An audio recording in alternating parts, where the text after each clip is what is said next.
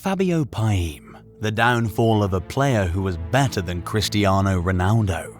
Imagine not only being compared to the great Cristiano Ronaldo, but getting the GOAT himself to rate you higher. This is the story of Fabio Paim. Fabio Paim was once considered to be the next big thing in Portuguese football.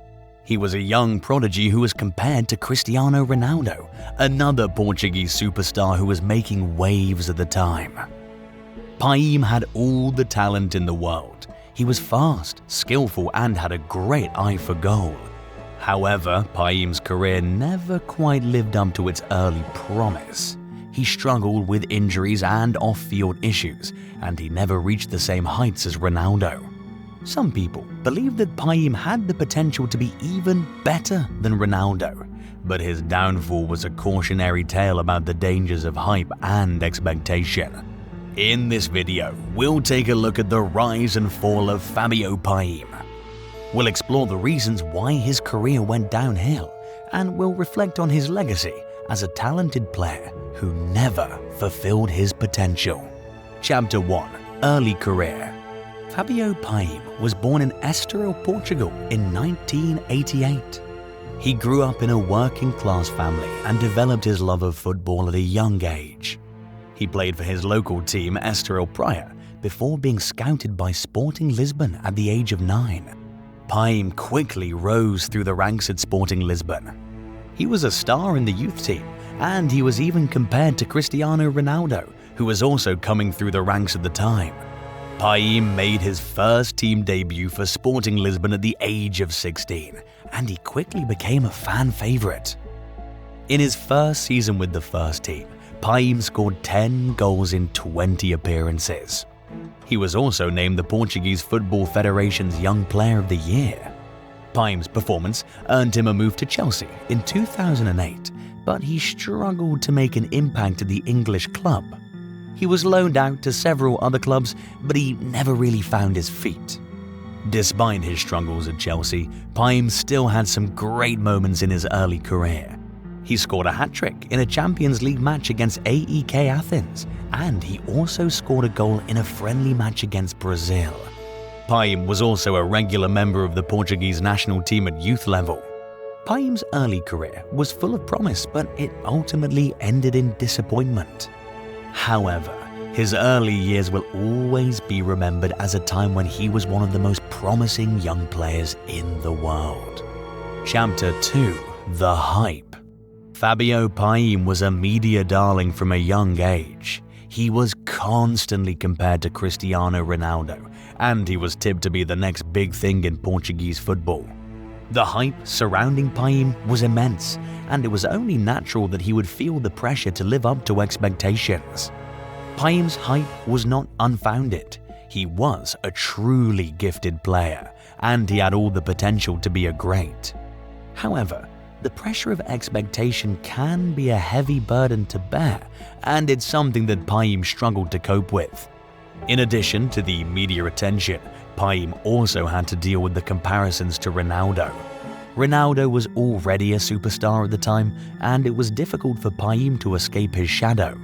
Paim was once dubbed the new Cristiano Ronaldo by the Portuguese media.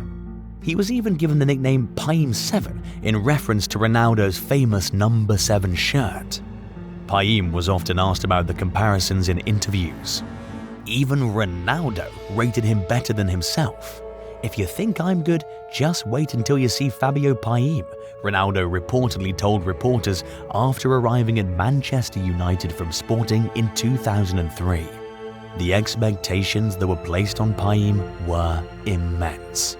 He was expected to be the next Ronaldo, and he was expected to win trophies and break records. Unfortunately, the comparisons only added to the pressure that Paim was feeling, and he eventually admitted that they were too much for him, and it eventually led to his downfall. Chapter 3: The Downfall. Fabio Paim's downfall was a combination of factors, including injuries, off-field issues, and a lack of discipline. Paim was plagued by injuries throughout his career. He suffered a serious knee injury in 2009 which kept him out for several months. He also had a number of other injuries, which affected his fitness and his ability to play at his best. Paim also had a number of off-field issues. He was arrested for drunk driving in 2011, and he was also accused of assaulting a taxi driver. These incidents damaged his reputation and made it difficult for him to find a new club.